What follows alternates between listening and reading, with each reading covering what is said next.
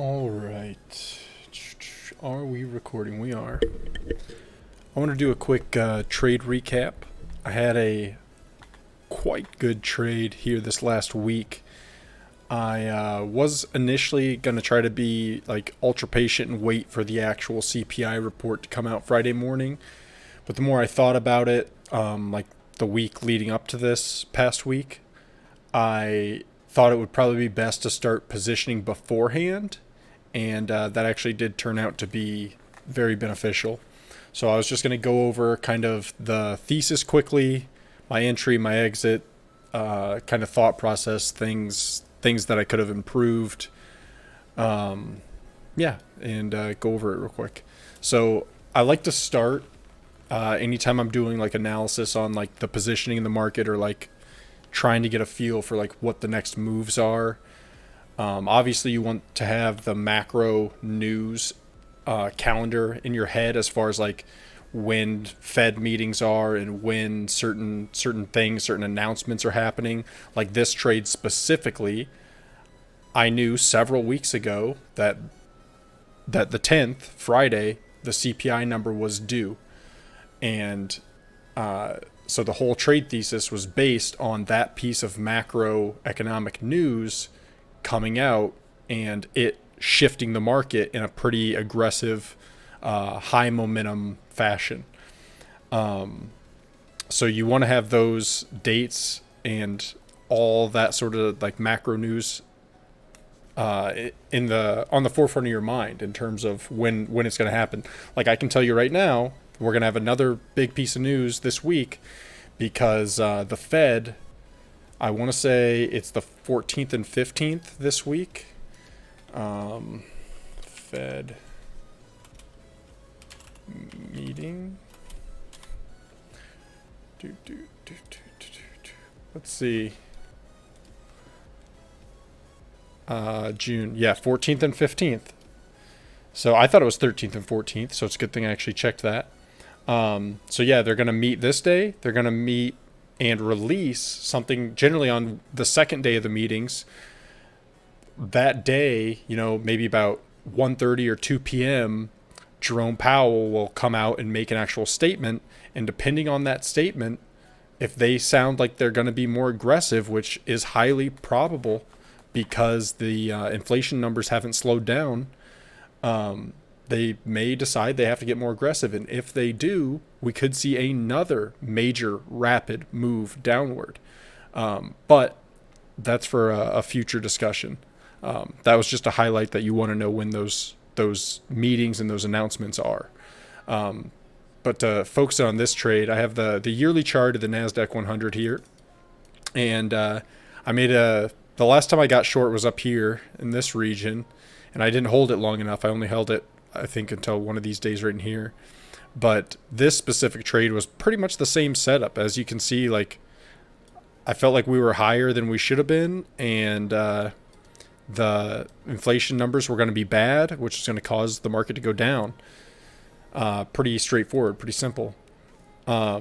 So thinking that the market was going to fall, I came in and started building a position in SQQQ. As I've mentioned before, I really do like to play the leveraged ETFs primarily, which SQQQ and TQQQ track this QQQ, also known as the NASDAQ 100, or the Qs. Sometimes I'll call it TQs and SQs. So just know if you hear that, that's what it means.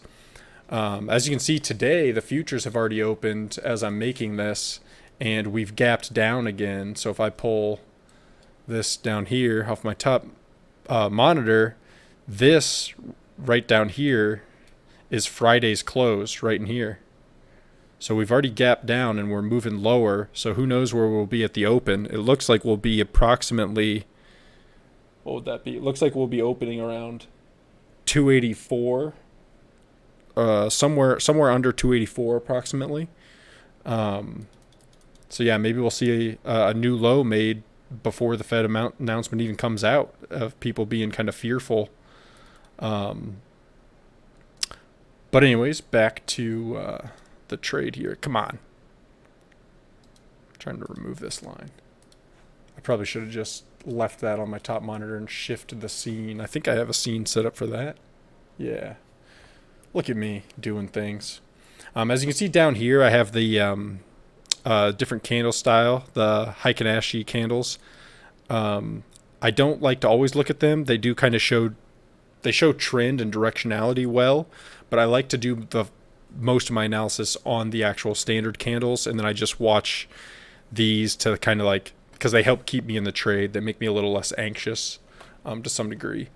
But yeah, as I worked into the trade, you can see this is like this past week. So Friday, Thursday, Wednesday, Tuesday, Monday. I worked into this trade actually on Wednesdays where I started. So it was up here where the Qs was in my area of interest here that I had kind of plotted out for weeks now. And as it got into that area, you can see this is SQQQ. This one actually shows my executions here are these kind of numbers in this region. And so the first day, a couple things that in hindsight, I wish I would have done better was get my full size. I actually did want to have somewhere between 125 and like almost 200 more shares in this, but like I didn't add as it started to take off on Thursday, and I should have. If it was even in this blue area or lower, then it should have still been, I should have still been adding, because although I wouldn't have made as much on those shares, obviously, and it would have pushed my cost basis up, but still my thesis was the real move was going to happen after the CPI numbers. So this right here is when the CPI number came out, and we yeeted up right here. So that being my thesis, I shouldn't have been worried about pushing my cost basis up when we were down in this area, because that was still like a proper place to work into the trade. You know, like the thesis of this trade was very much alive and in play down in that area. So I should have been better about getting a bit more size while it was down here. But as you can see, like I bought a little piece on Wednesday. I was working into it. And then Thursday, after the action late in the day on Wednesday, I gained more conviction. And then Thursday morning, I started working in yet again. And I got up to 525 shares, I do believe. I wanted to have 750 to 800, ideally. But yeah, you can see I was already in the green by a decent margin.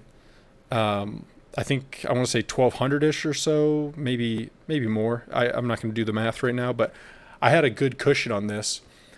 And a lot of times when these numbers come out, you'll see like a head fake, right? Like I remember the last time I tried to trade a number, I can actually show you on the chart what day it was. It was, oh, get out of here. It was this day right here. So it was 5-4. We had some economic data out that day, and the market popped a little and then dropped and then went right back up. And of course, the next morning we sold off hard, but you'll see that those head fakes a lot of times on numbers. And that's the reason that I decided that it was good to start working into this trade early, because having that cushion, you don't get shaken out, you know? And a lot of times in the past, I've had those when the number hits and it starts to chop around like crazy, I would, get shaken out of the position, and then it goes my way, and then I feel awful because I made a good play and didn't capitalize on it, didn't actually get any alpha out of it. But anyways, this time, conveniently enough, there was absolutely no head fake. The number hit and it just immediately took off. So yeah, I was very happy with that. And once again, even in this area, I probably should have been adding, because like, let's say I did end up adding a couple hundred more shares, I still would have gotten, even in this area, if I would have added, because it shouldn't revisit. Like if this trade is going to work and it was working well, it would never revisit this section, this section of the chart down here, this pre-market range that's right here. So even right here, I could have made another like maybe $600 on this trade because I would have added a couple hundred more shares, even though it was already taken off, so to speak. But yeah, the CPI thesis, working into it the few days before, I was patient enough to wait till the Qs were in an area that I was interested in this blue area that I had plotted out. That was a key to this trade too, is like sometimes I get an idea and I want to just kind of jump into it. And I have to stomach it being, I'll work in slow, but I will have to stomach like a red day or two on the position while it kind of comes to fruition. But this time, like this day, I thought about getting into it, but I didn't. I actually, I work second shift, so I had to leave, and I couldn't actually enter my short this day because, you know, I had my regular job. But yeah, then this day I just kind of watched, and of course, once again, Wednesday came. It got into this area where we've been getting sold. You can see all these peaks up here. So I started entering. This morning we peaked up there a little bit. Like we just peeked our heads into that zone. So that's where I started adding. And then end of day Thursday, Friday. Yeah, it was a good trade. It was the best trade I've made in several months because I've been too anxious in most of my positions. But yeah, that pretty much sums it up. That's how I traded the CPI number, is as someone who exists and goes out and buys things, I knew the number was going to be bad because everything's more expensive. So it's a pretty easy way to capitalize on some macro news using the ETN, the vehicle that I did. Like, I do think that if you're not as concerned with momentum plays, it's probably more intelligent to like make a play on the underlying ETF, that being QQQ, the NASDAQ 100, just because the expense ratios, the rebalancing effects of the leveraged funds and all of that stuff is like, you don't want to hold leveraged funds very long. Ideally a day. I'm fine. Some people will tell you never hold them more than a day. I'm fine with holding them for a few days, as you can see by this trade. But I definitely would never hold one. Like for me, on one of these funds, if my trade thesis is going to play out over a longer term than like a week, I'd say tops a week, 3 days to a week, then I would just make a play on the actual QQQ. But I do definitely like these leveraged funds. I like to play them a lot. But yeah, that's all there is for this video. And hopefully this week we get more bad news and I can position short again and we get another aggressive leg down and make money on the downside. We get capitulation, make money on the upside, and yeah, I'm excited to see what the Fed comes out with. I mean, they obviously they don't want to crash the market, but they have to get more aggressive. Never in the history of the U.S. economy has inflation gotten over about 4.5% to 5%, and it's never been tamed by having the Fed's interest rates set lower than the inflation rate, right?